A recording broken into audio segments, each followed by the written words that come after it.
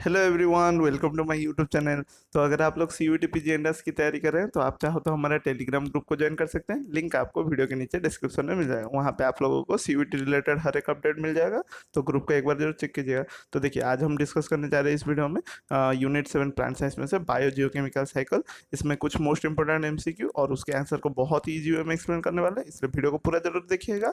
और आज के आज जितना प्रिपरेशन करना है मैंने ऑलरेडी आपको बता दिया है। मिशन सीयूईटी के नाम से जो प्लेलिस्ट है, डेडिकेटेड प्लेलिस्ट आप लोगों का यहाँ पे आई बटन पे शो हो रहा होगा उसका लिंक, या फिर इसी वीडियो के डिस्क्रिप्शन में मिल जाएगा, या फिर चैनल पे जाएंगे तो आपको मिल ही जाएगा। तो जितना हो सके ये जो मिशन सीयूईटी आपके सिलेबस, ऑफिशियल सिलेबस के अकॉर्डिंग है, उसको जितना हो सके प्रैक्टिस कर लीजिए आज रात के रात। और मैं तो आपको सजेस्ट भी करूंगा आप ईयरफोन डाल लीजिए और इसमें जितना वीडियोज है इसी प्लेलिस्ट में जाके, ठीक है, नहीं तो कोई दूसरा वीडियो प्ले हो जाएगा, तो इसी प्लेलिस्ट में जाके जितने सारे वीडियोज है उसको कान में मतलब प्ले करके लूप में छोड़ दीजिए। तो ये आपका सबकॉन्शियस माइंड में भी सोते सोते टाइम में भी ये रह जाएगा, ठीक है। सो चलिए शुरू कर लेते हैं। ये था सिलेबस हमारा यूनिट 7 प्लांट साइंस से बायोजियोकेमिकल साइंस, जो लास्ट वाला है उसको देखेंगे, कुछ मोस्ट इंपोर्टेंट एमसीक्यू। तो चलिए देख लेते हैं। पूछा गया the source of carbon to plants in the carbon cycle is. So carbon cycle में कार्बन प्लांट का सोर्स कौन है? Fossil fuel, carbonate rocks, atmospheric carbon dioxide, या फिर ऑल ऑफ द एबव। तो देखिए, carbon of plants in carbon cycle, carbon cycle में source of carbon plants में कौन है?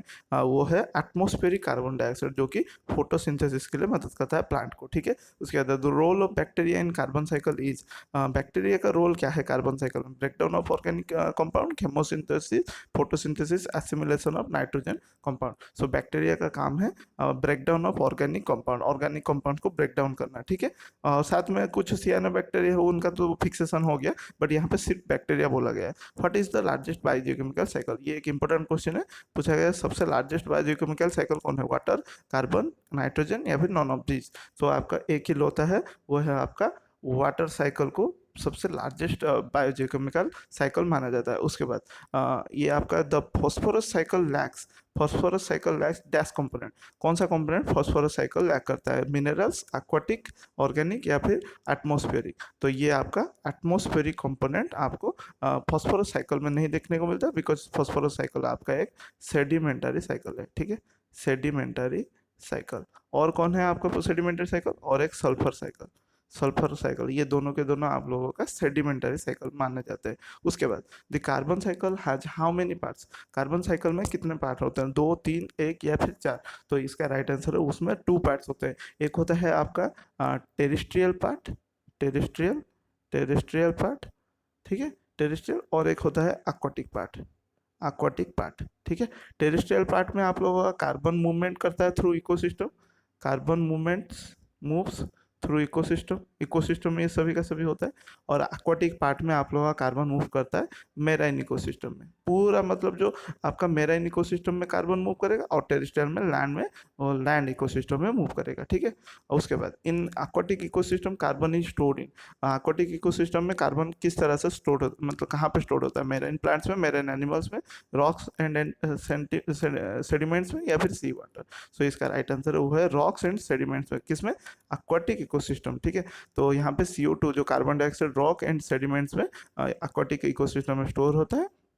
और यहाँ पे एक प्रोसेस भी होता है, विदरिंग ऑफ रॉक्स, ठीक है, विदरिंग ऑफ रॉक्स, जिसमें आप लोगों का एटमोस्फियर को क्या होता है, CO2 रिलीज होता है बाय विदरिंग ऑफ रॉक्स, ठीक है। रॉक में जो भी स्टोर होकर रहते हैं वो विदरिंग करके एटमोस्फियर को CO2 रिलीज करते हैं। How many different forms of precipitation आते हैं? प्रेसिपिटेशन कितने तरह का है? 4, 5, 6, 7। तो आप लोगों को मैं बता दूं, ये आपको 6 टाइप, ये वेरी करता है, ठीक है। लेकिन अभी के लिए जो आपका कॉमन है वो है 6 टाइप। और वो कौन कौन है? पहला होगा रेन वाटर प्रेसिपिटेशन जानते हैं?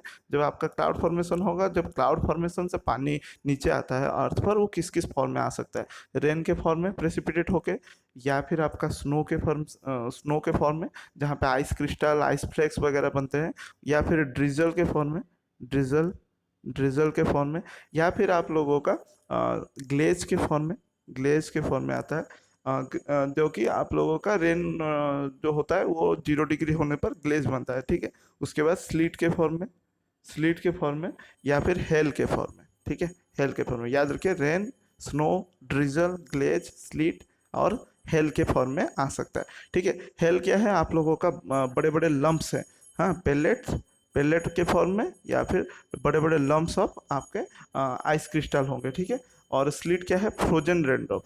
स्लिट जो है वो है फ्रोज, जो रेनड्रॉप फ्रोज कर जाते हैं। ठीक है, वो क्या हो जाता है, फ्रीज हो जाता है, उसको फ्रोजन रेनड्रॉप। और ग्लेज क्या है आप लोगों का, ग्लेज है आप लोगों का जो रेन आपका 0 डिग्री सेंटीग्रेड को टच कर लेता है। और ड्रिजल क्या है, वाटर ड्रॉप। ठीक है, ड्रिजल है वाटर ड्रॉप जो कि लेस देन 0.5 mm के होते हैं। ठीक है, तो इसी फॉर्म में वो आ सकता है। बाकी स्नो तो जानते हैं, आइस क्रिस्टल, आइस प्लेस, और रेन तो जानते हैं। Nutrient cycle is also called आज, न्यूट्रिएंट साइकिल को और क्या बोलते हैं, atmospheric cycle, atmospheric recycling, ecological recycling, ecological change, उसे कहते हैं हम इकोलॉजिकल रिसाइकलिंग, ये याद रखिए। ठीक है, तो ये क्या है, न्यूट्रिएंट साइकिल ऑकर करता है विद इन इकोसिस्टम। और ये एक तरह का movement of organic and inorganic matter होता है, जो कि डिफरेंट डिफरेंट इकोसिस्टम के मेम्ब्रेन में मूवमेंट या फिर रोटेशन करता है। ठीक है, और ये एक फूड चेन को रेगुलेट भी करता है, फूड चेन इसमें रेगुलेट भी करता है न्यूट्रिएंट साइक्लिंग में। ठीक है, उसके बाद जाते हैं next question, the major source of nitrogen deposition is, सबसे major source of nitrogen deposition का कौन सा है, fertiliser, deforestation, factories, household waste. तो ये फर्टिलाइजर सबसे मेजर सोर्स है नाइट्रोजन डिपोजिशन का, याद रखिए। और नाइट्रोजन रिच फर्टिलाइजर्स सबसे जब ओवर यूज हो जाता है, तब ये नाइट्रोजन क्या करता है, सॉइल के अंदर चला जाता है, मतलब सॉइल में स्टोर हो जाता है। और फॉर द ग्रोथ ये क्या करता है, ज़्यादा फर्टिलाइजर होने से फेवर करता है किसका ग्रोथ हो, वीड्स के ग्रोथ को, वीड्स, जो कि हमें नहीं चाहिए।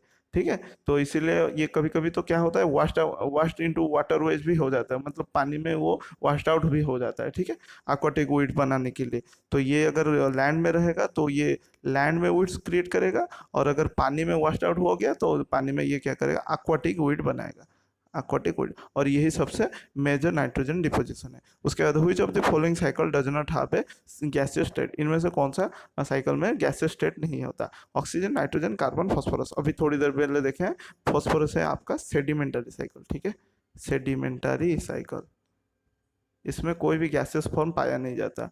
तो ये एक इनऑर्गेनिक फॉस्फेट में पाया जाएगा, पी लिख दे रहा हूँ। ठीक है, PO4 3- इस फॉर्म में पाया जाएगा। और ये रिलीज करता है कहाँ से, रॉक्स एंड सेडिमेंट से रिलीज करता है। ठीक है, फॉस्फोरस आप लोग जो साइकिल पढ़ेंगे, ये यूजुअली रिलीज करता है फ्रॉम रॉक्स एंड सेडिमेंट से। और ये ऑब्जर्व करता है प्लांट में, और इनकॉर्पोरेट हो जाता है किसमें, न्यूक्लिक एसिड में। ठीक है, फॉस्फोरस चाहिए होता है, न्यूक्लिक एसिड जानते हैं, डीएनए और RNA, nucleic acid, DNA and RNA is made up of phosphate group. तो ये फॉस्फोरस साइकिल बहुत ही नेसेसरी है। उसके बाद in water cycle the process can be explain in the equation form. तो वाटर साइकिल में ये प्रोसेस को किस तरह से इक्वेशन फॉर्म में डिस्क्राइब करें, evaporation plus dash is equal to precipitation.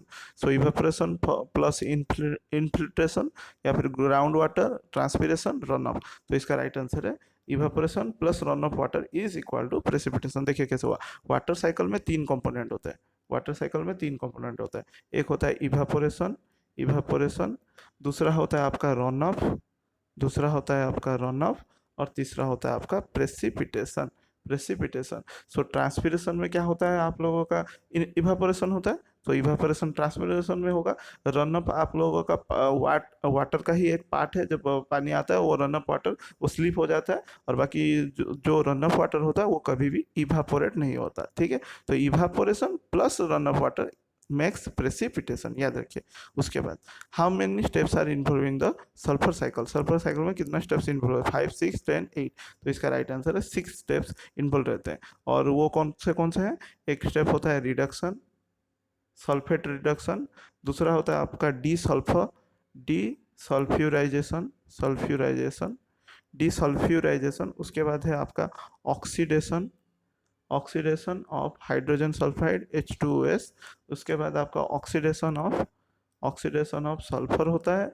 उसके बाद डिसिमिलेटिव, डिसिमिलेटिव, डिसिमिलेटिव सल्फर रिडक्शन, सल्फर रिडक्शन होता है।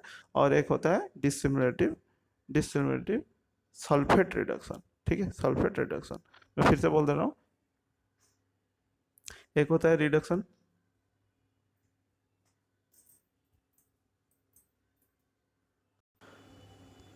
तो देखिए मैं पूरा फिर से स्टेप लिख दे रहा हूँ। एक है आपका सल्फेट रिडक्शन, दूसरा है आप लोगों का डीसल्फ्यूराइजेशन, डीसल्फ्यूराइजेशन, ठीक है। उसके बाद है oxidation, oxidation of hydrogen sulphide H2S।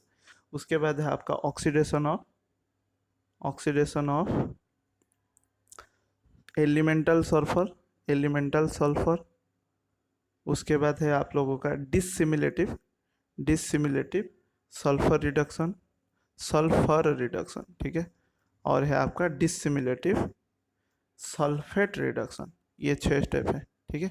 Sulphate reduction 1 2 3 4 5 6, ठीक है। उसके बाद in hydrogen cycle dash is a sink used. एक होता है सोर्स जहाँ पे प्रोडक्शन होता है, सिंक जहाँ पे वो जाता है फाइनली डेस्टिनेशन पे पहुँचता है, उसको सिंक कहते हैं। तो हाइड्रोजन साइकिल में सिंक किसकी तरह, सिंक की तरह कौन यूज होता है? Ocean, fossil fuel, microbial soil Uptake, nitrogen fixation.